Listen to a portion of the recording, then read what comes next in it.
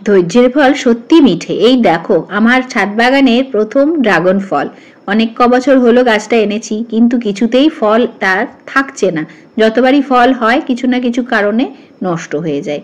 এত ধৈর্যের ফল এতদিনে সত্যি মিঠা হতে চলেছে। তার সাথেও করে নিলাম আরও একটা কাজ এই ছাদ বাগানে, সেটা অবশ্য আজকের ভিডিওতে আর আসছে না, কালকে শেয়ার করব সেটা কি করলাম। তার জন্য কি করতে হবে, আমার চ্যানেলটিকে একটু সাবস্ক্রাইব করে রাখতে হবে।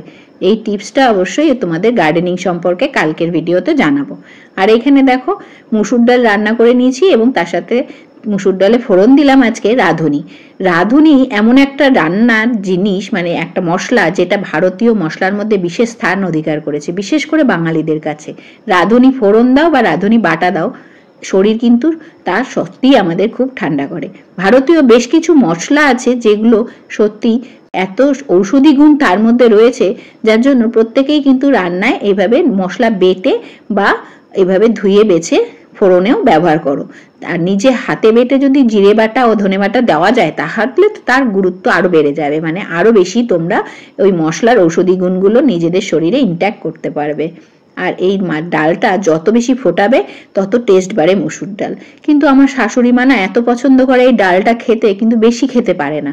কিন্তু রোজ আমার বাড়িতে মুসুর ডাল হবেই, বাবা আর তার কন্যার জন্য। আর শাশুড়ি মাও খান লেবু দিয়ে মুসুর ডাল খেতে উনি ভীষণ পছন্দ করেন। কিন্তু ইউরিক অ্যাসিড হওয়ার জন্য ডেলি খেতে পারেন না, একদিন বাদ দিয়ে উনি খেতে পছন্দ করেন।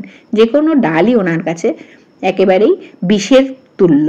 সেই জন্য আর কি করবেন, যাই হোক ওটা করে নিয়ে তারপরে এদিকে বাঁধাকপি ঘন্ট বসিয়ে দিয়েছিলাম আলু আর টমেটো ফোড়ন দিয়ে। জিরে বাটা আর একটু ধনে বাটাও দিয়েছিলাম তার মধ্যে, আর কাঁচা লঙ্কা। এই দিয়ে বাঁধাকপি ঘন্টটাও হয়ে গেছে। আজ ছিল নিরামিষ কিছু রান্না, তার সাথে করেছিলাম মাছের ঝাল। আজকে নিরামিষ রান্নাটাই শেয়ার করছি। ও আরেকটা জিনিস করেছি, তেতো করলা আর আলু ছোট ছোট করে কেটে একটু শুক্তো টাইপের করেছিলাম, মানে একটু রাঁধুনি ফোড়ন এবং রাঁধুনি বাটাও দিয়েছি এবং আদা বাটাও দিয়েছি তার মধ্যে, করলাটার মধ্যে। আর তার সাথে বাঁধাকপি ঘন্ট। এখানে করে নিয়েছি পাবদা মাছের একটু ঝাল, আর এখানে টেলটেলে মসুর ডাল, যেটা ভীষণ টেস্টি। এই খাবারটা রেডি করলাম আমার বরমশাইয়ের জন্য, সে খেয়ে দিয়ে এখন যাবে কাজে। আর এই ফাঁকে আমি চলে গেলাম তার টিফিন বক্স রেডি করতে। চলো আজকে এইটা রেডি করতে করতেই তোমাদের সাথে আরো একটা জিনিস শেয়ার করি।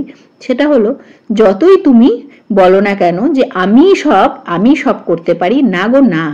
বিধাতার হাতে সমস্ত কিছুর কাঠপুতলির সমস্ত সুতো ধরা রয়েছে। সে যা করবেন, যেভাবে আটবেন, যেভাবে নাড়াবেন, আমরা তেমনি ভাবেই নড়বো। আর এই দেখো আমাদের ছাদ বাগানের ফলটা এখন একটু ভালো করে দেখাচ্ছি।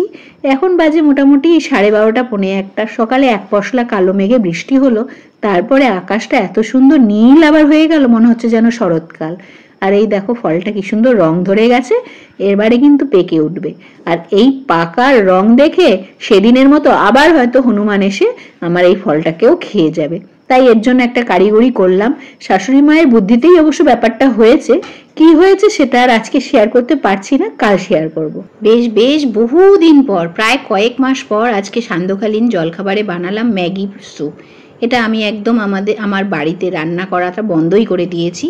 আর সত্যি কথা বলতে এগুলো খুব একটা যে ভালো জিনিস তা নয়, কিন্তু আজকে অনেক রিকোয়েস্টে এটা বানালাম। তা চলো আজকের ব্লগটা এখানেই শেষ করছি। সকলে ভালো থেকো, সুস্থ থেকো। আবার